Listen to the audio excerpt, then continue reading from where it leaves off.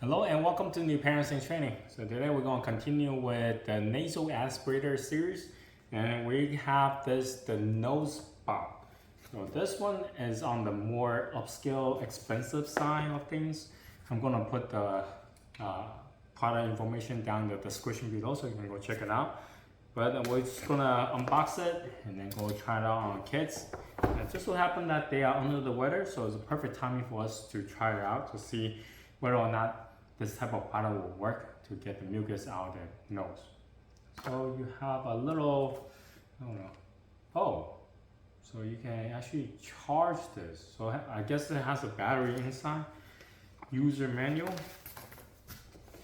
Well, so yeah, so this is on the more upscale side of things. So you have a big old machine. This is kind of heavy. And then let's see, do not use if the seal is broken. Okay, that's good to know. So why would it matter? You can just take everything out from underneath. That doesn't make any sense. Why would the seal be broken? Let's see. So this is the hose.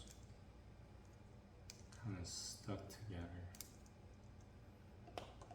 Okay, here are the filters. And here's the USB cable. No charger. This machine looks kind of neat, but the hose they provided look pretty cheap. And the filter they provided, it looks like the same type of filter that my wife initially had this manual sucking nasal aspirator. They use the same type of filter here. So that's where you're going to change the filter. But from the ease to use point of view, seems pretty simple.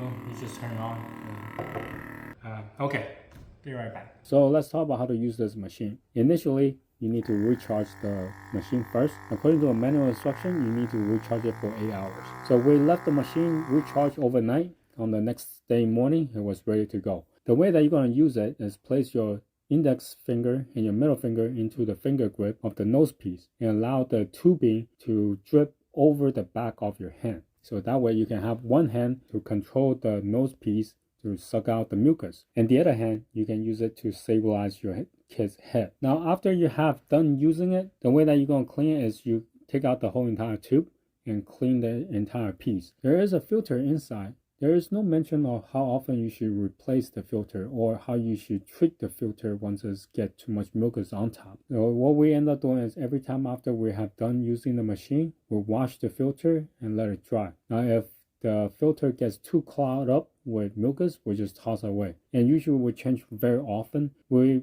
probably only use one filter per day if necessary, and then move on to a new one the next day. They do provide you with a bunch of replacements, so you can use it for quite some time before you need to purchase new filters. Now the entire assembly itself, you can put it in the dishwasher on the top rack only. Alright, so let's talk about the likes and dislikes. What we like about this machine is by far the most powerful one that we have tested so far, and it works really well. So it has 3 settings. You have low, medium, and high. And even on the high setting, it wasn't too hard, but it was able to suck out a lot of mucus, which is what we're looking for in a machine. Secondly, this machine is very easy to use. You only need to use one hand to guide the machine to suck out the mucus, instead of a lot of different manual nasal aspirator out there that require 2 hands to do the deed. Now the things that we don't like about it, for one, this machine is expensive. At the time of filming, this machine is at $130. And secondly, this machine is pretty heavy. Now granted, I don't think you need to move it all that much, but if you want to travel with it, I will suggest you to reconsider, because this not only take up space, but it's heavy. So anyway, this is my review of the Dr. NozeBot. If you have any questions, comment down below. Until next time,